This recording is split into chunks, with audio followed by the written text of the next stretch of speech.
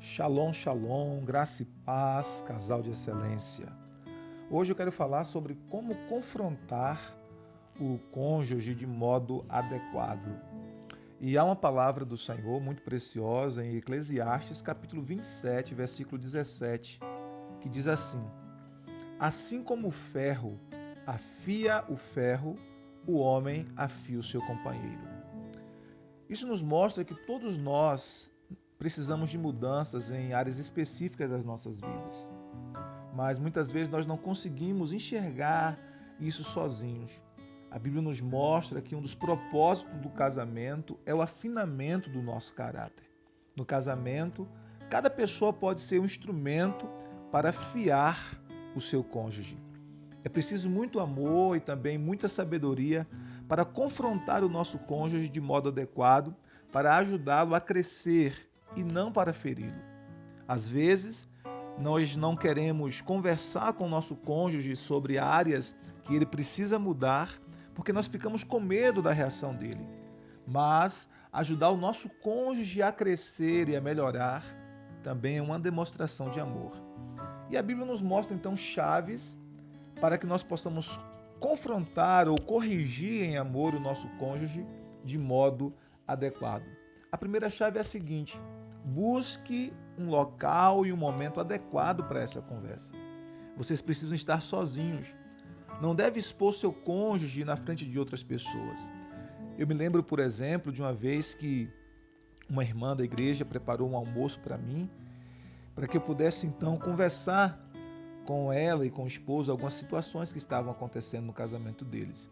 E quando eu fui logo chegando à porta da sua casa, ela foi descarregando todos os seus problemas, todas as suas chateações, todas as suas mágoas do marido, expondo o marido, expondo os defeitos dele, antes mesmo que eu entrasse dentro de casa.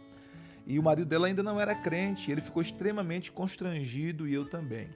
E com isso a gente aprende uma lição muito preciosa: nós não podemos expor o nosso cônjuge. Então nós precisamos encontrar um local adequado para que nós possamos conversar, porque a nossa intenção é ajudar o nosso cônjuge a crescer e não expô-lo. Então, de preferência, vocês dois precisam estar calmos para conversar. A Bíblia nos fala, em Provérbios 29, versículo 22, que o homem irado provoca brigas e o de gênio violento comete muitos pecados. Então, é preciso estar calmo para ter essa conversa. A segunda chave é a seguinte: ore e peça a Deus sabedoria. Olha o que a Bíblia nos fala em Tiago, capítulo 1, versículo 5.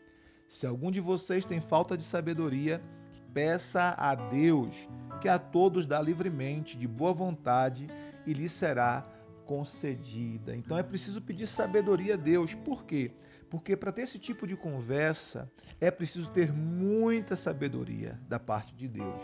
Também é preciso orar para que o Senhor possa amolecer o coração de vocês, tanto o seu coração como o coração do seu cônjuge. Porque existem mudanças que somente Deus é capaz de fazer em você e em seu cônjuge. Então, se você quer ter essa conversa, onde você vai estar mostrando para o seu cônjuge áreas de fragilidade que ele precisa crescer, é preciso buscar sabedoria, ok? Outra chave preciosa, a terceira chave: comece com o propósito certo em sua mente. Qual é o propósito dessa conversa? É ajudar o nosso cônjuge a crescer, a ser aperfeiçoado em áreas que ele não consegue mudar sozinho, em áreas que ele não consegue enxergar sozinho. Então é preciso encontrar um ponto de equilíbrio para que nós não fiquemos apenas apontando os defeitos e criticando, não é? Essa não é a intenção da conversa. A intenção da conversa é mostrar ao nosso cônjuge áreas da vida dele que ele precisa crescer, precisa de mudança, ele não consegue enxergar sozinho. O meu pastor, o apóstolo Joselito Aragão, ele sempre conta algo interessante. Ele diz: se houver uma sujeirinha na nossa nuca, a gente vai passar vergonha se alguém não for em nossa direção e nos avisar. Por quê? Porque a gente não consegue ver em nossa nuca aquela sujeirinha que está ali.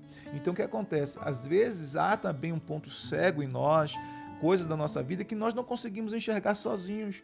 E aí é preciso que o nosso cônjuge nos ajude a enxergar estas áreas para que nós possamos experimentar mudanças.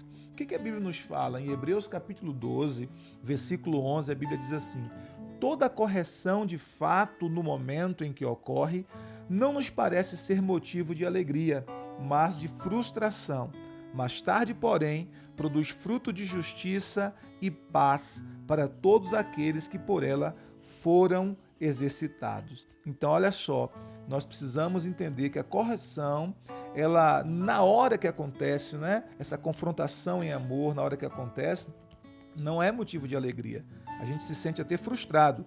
Porém, mais tarde a Bíblia diz que vai produzir fruto de justiça, fruto de paz naqueles que por ela são exercitados. Então, é preciso entender que o propósito dessa conversa é ajudar o nosso cônjuge a crescer em áreas que ele precisa de mudança. Então, a conversa não deve ser para condenar.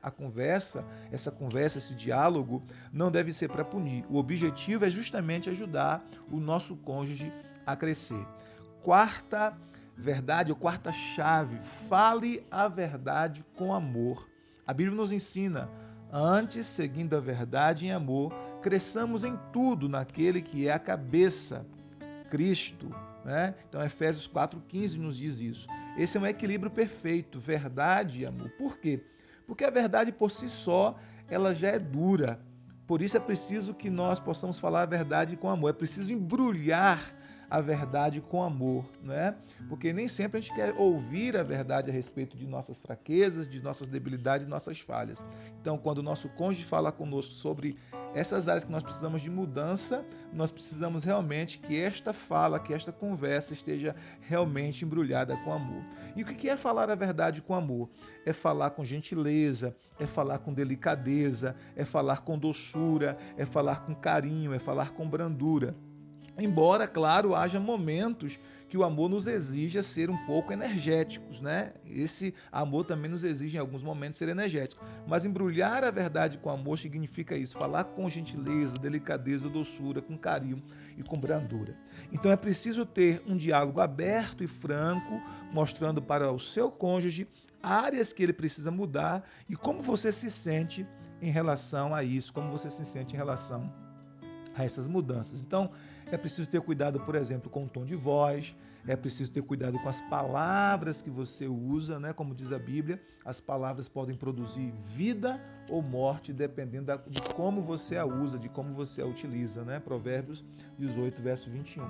Então, alguns exemplos de áreas que há necessidade de mudanças. Por exemplo, vícios, né? O seu cônjuge está preso a algum tipo de vício de jogos, né? De videogame, jogos de azar, vícios de álcool, de cigarro, de drogas, não é? Pornografia. Então, se há vícios, há uma necessidade de uma conversa, de uma confrontação em amor para que haja mudança nessa área. Há hábitos ruins, o seu cônjuge está preso a alguns hábitos ruins, hábitos que são autossabotadores, que estão sabotando a vida dele, do casamento de vocês, da família. Então, é outro exemplo de uma área que precisa de confrontação em amor. O seu cônjuge ainda tem um comportamento de solteiro, por exemplo, sai de casa sem ter hora para chegar, não quer dar satisfação, não quer ser transparente. Então, isso também é um comportamento que precisa de mudança e que, portanto, precisa de uma conversa, de um diálogo, de uma confrontação em amor. Qualquer comportamento que tenha prejudicado ou que esteja prejudicando o casamento de vocês, é necessário que haja mudança. E às vezes o seu cônjuge não consegue enxergar isso sozinho e é necessário que você ajude-o a enxergar essas áreas, mas você precisa fazer isso com sabedoria, com oração e com muito amor. A Bíblia nos fala em Provérbios 27, versículo 5, melhor é a repreensão feita abertamente do que o amor oculto. Melhor é a repreensão feita abertamente do que o amor oculto. Provérbios 27, verso 5. Então tem coisas que ninguém mais vê em nós, só o nosso cônjuge. Por isso, quando outras pessoas veem, às vezes, elas não têm nem mesmo coragem de falar conosco, né? Porque talvez não tenham intimidade ou também não querem se meter.